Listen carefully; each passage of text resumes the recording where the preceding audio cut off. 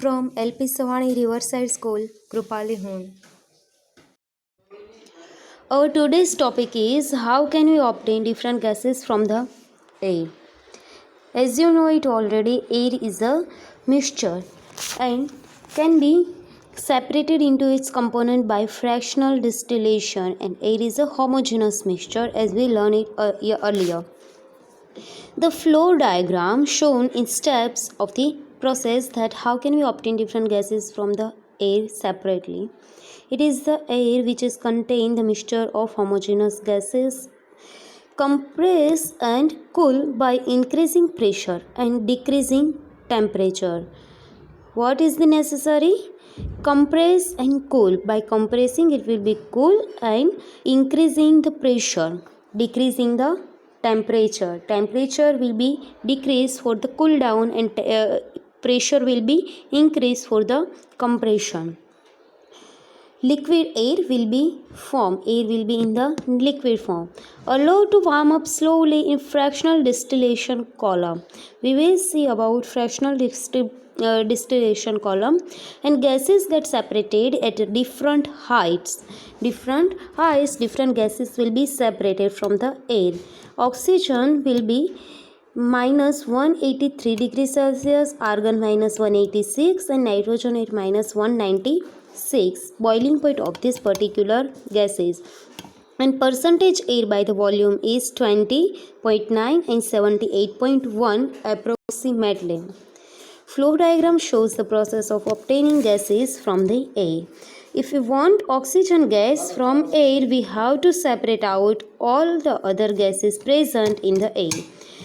The air is compressed by increasing the pressure and is then cooled by decreasing the temperature. By increase the pressure, compression, and decreasing the temperature means cool down to get liquid air.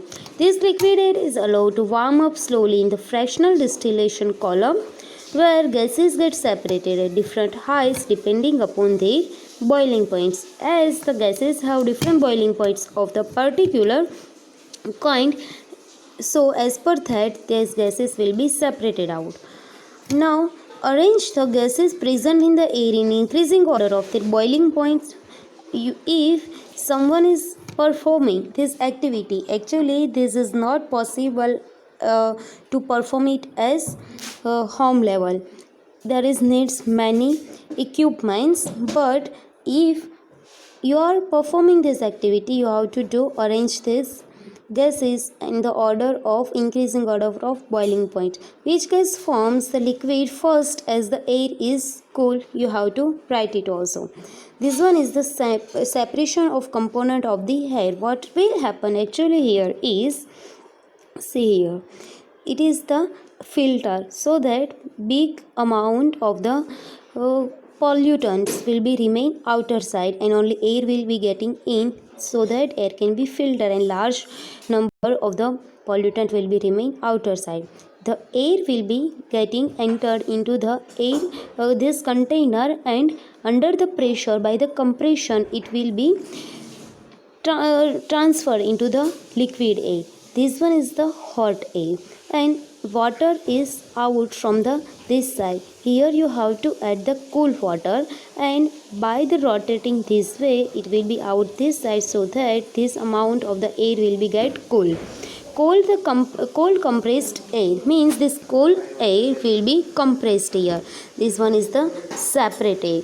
Suppose its boiling point is here, then it will be separated out. This gas is the carbon dioxide, and then after liquid air will be pass it out and is the expansion jet. Fractional distillation column, this container is called. Nitrogen will be out here, and argon will be out this way, and here you will form at the last liquid oxygen. As per the different boiling point, the different gases will be obtained at the separated height.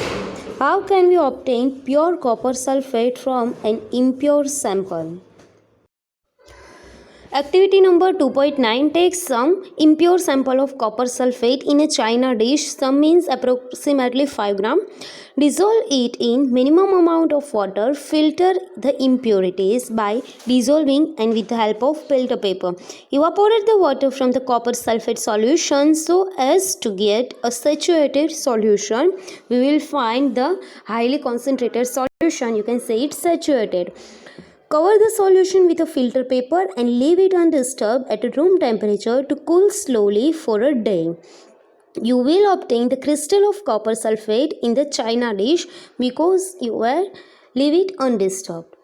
This process is called crystallization. What you have to do is just took a china dish with a water and a copper sulfate crystal in the water, and then after filter it and get the pure amount of the copper sulfate solution. Then after cover it with a filter paper and put it undisturbed for a long period of time, and then after long period means for a day, and then after you will found next day the crystal of copper sulfate at a bottom, and this process is known as the crystallization process.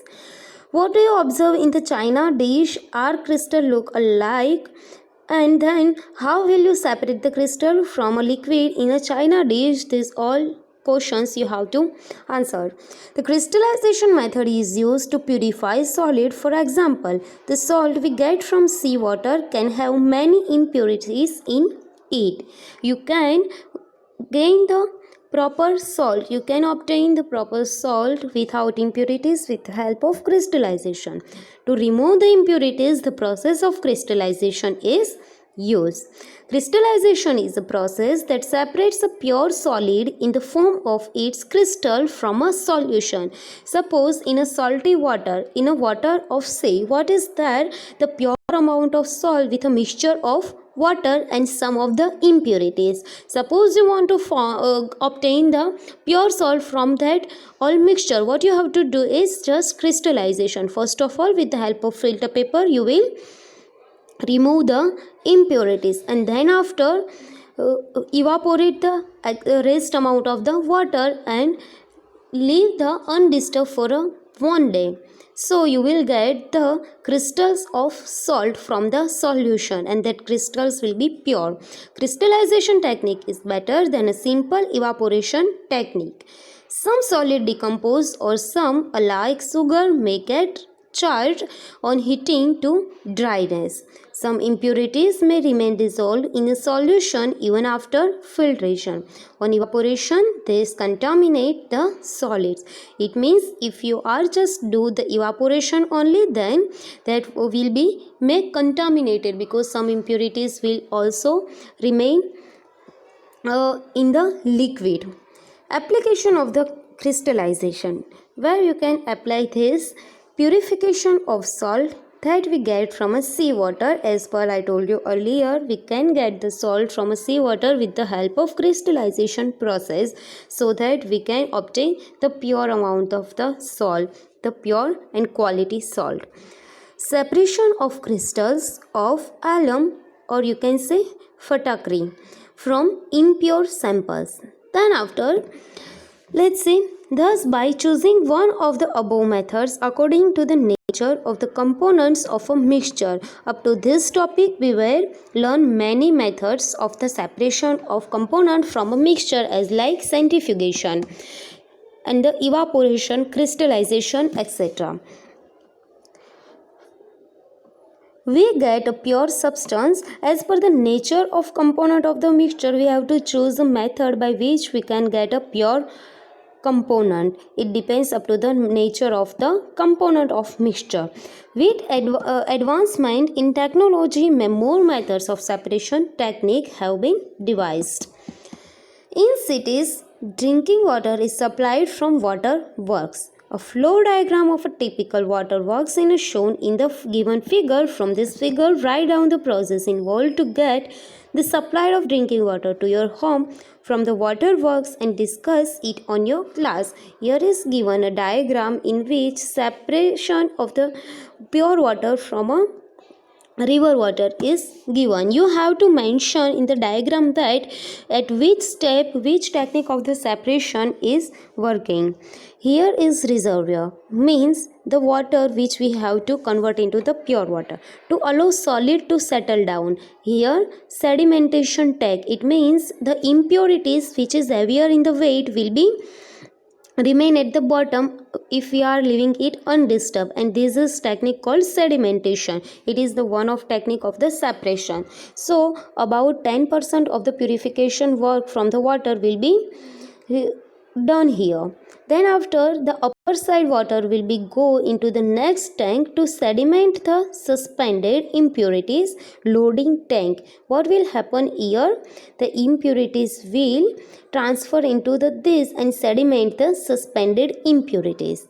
Then after, in the filtration tank, what will happen? This one is the water, fine sand, gravel and coarse gravel.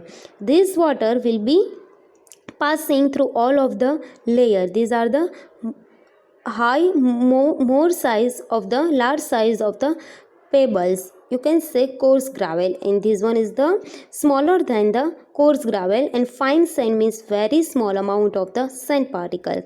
By passing through all these, the water will be transferred into the next tank. This is used the filtration technique. And in the chlorination to kill the bacteria, here your bacteria which is remain after the purification step will be killed by the chlorine. So that we can say that chlorine is a purifying agent for the water, and then this water will be delivered to the home for use, and this is the healthy water for the use. Physical and chemical changes we will see in the next session.